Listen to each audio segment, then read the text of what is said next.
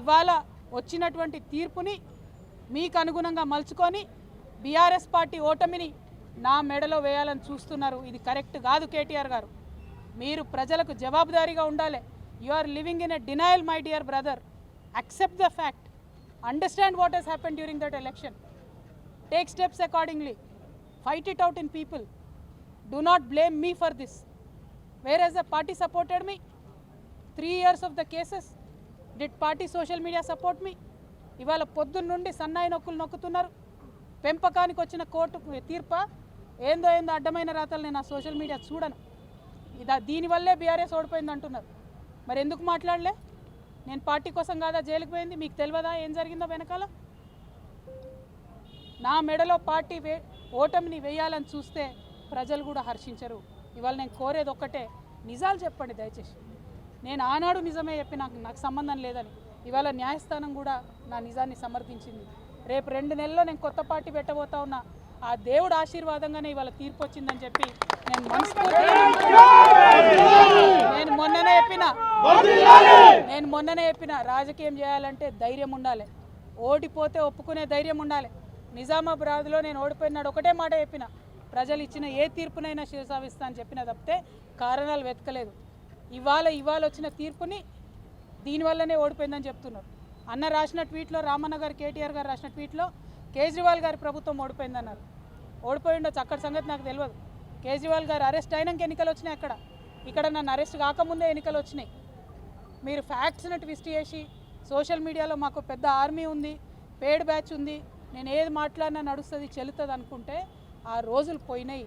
దయచేసి నిజం చెప్పండి. నాకు ఆర్మీ లేదు, గిర్మీ లేదు, నాకు ఉన్నది గివిలే అబ్బా. ఈ పిడికెడు మందితోనే ఈ రాష్ట్రంలో ఒక కొత్త రాజకీయ శక్తి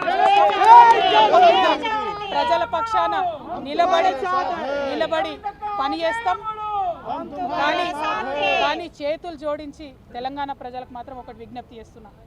ఒక ఆడబిడ్డ కష్టంలో ఉన్నప్పుడు అడ్డమైన పేర్లు పెట్టి, అడ్డమైన టైటిల్స్ పెట్టి, సోషల్ మీడియాలో నాలుకకు ఎంత వస్తే అంత మాట్లాడినటువంటి అడ్డగాడిదలు మాత్రం సమయం వచ్చినప్పుడు బుద్ధి చెప్పాలని ప్రార్థన చేస్తూ మీ అందరి దగ్గర సెలవు తీసుకుంటున్నా. Thank you. జై తెలంగాణ, జై తెలంగాణ, జై జాగృతి.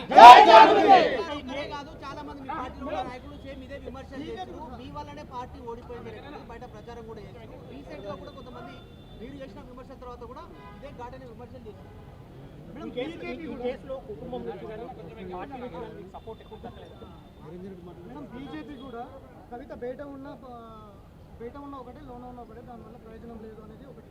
రెండో అంశం ఏంటంటే కేటీఆర్ ఏ అంశం అయితే లేవనెత్తిండ్రు, బీజేపీ కూడా సేమ్ అదే అంశం లేవనెత్తుతున్నారు. ఇది ఆధారాలు లేకపోవడము, కోర్టు చెప్పడము, చెప్పినంత మాత్రాన నిర్దోషి కాదు, ముందుంది ముసళ్ళ పండుగ అనేది కూడా బీజేపీ చెప్తుంది. బీజేపీ బీఆర్ఎస్ ఒకటి అనడానికి అంతకన్నా నిదర్శనం ఏం లేదు. మీరే చెప్తున్నారు ప్రూఫ్, నేను ఇచ్చే అవసరం లేదు. ఒకటి. 2, ఇవాళ రేపు అబద్ధం చెప్పి తప్పించుకోవడం చాలా కష్టం. ఇదే బీఆర్ఎస్ పార్టీ సోషల్ మీడియా నా మీద ఎప్పుడైతే భారతీయ జనతా పార్టీ ప్రభుత్వం కేసు పెట్టిందో ఆనాడు రెస్పాన్స్ ఎట్లుందో చూడండి ఒకసారి దయచేసి. నేను చెప్పేది ఏం లేదు కదా, సపోర్ట్ చేసిందా చేయలేదా అన్నది మీకే తెలుస్తుంది. నేనైతే సోషల్ మీడియా ఆనాడు ఉన్న ట్వీట్లు చూడండి, ఈనాడు వస్తున్న ట్వీట్లు చూడండి. ఒక పార్టీ ఓటమికి ఎందుకు గురైందని నిష్పక్షపాతంగా, నీతివంతంగా ఆత్మవిమర్శ చేసుకుంటే ప్రజలకు మంచి జరుగుతుంది. అట్లా కాదు ఒక వ్యక్తి ద్వారా ఓడిపోయిందంటే మరి అంత వీక్ ఉందా బీఆర్ఎస్ పార్టీ? కేవలం నేను తప్పు చేస్తే ఓడిపోతుందా? అంటే అసలు ఓటమి నా మెడలో వేయాలని ఈ తాపత్రయం ఎందుకు? ఏంటి ఇది? అంత పెద్ద పార్టీ, తెలంగాణ రాష్ట్రం సాధించిన పార్టీ, అరే ఒక వ్యక్తితో మొత్తం ఓడిపోతుందా? ఏం లేవా? మీరు మళ్ళీ ఒకసారి ఆనాడు జరిగిన మొత్తం అసెంబ్లీ పోల్స్లో జరిగిన చర్చ అంతా చూడండి. ఎక్కడ కవిత పేరు ఉండదు.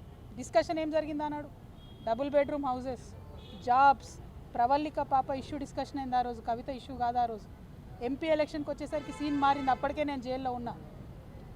అంటే ఈ అన్ని ట్విస్ట్ చేసి నా మెడలో వేద్దామని చూస్తే ప్రజలు ఒప్పరు. న్యాయం గెలిచింది, దేవుడు దీవిస్తున్నాడు, అర్థమవుతుంది.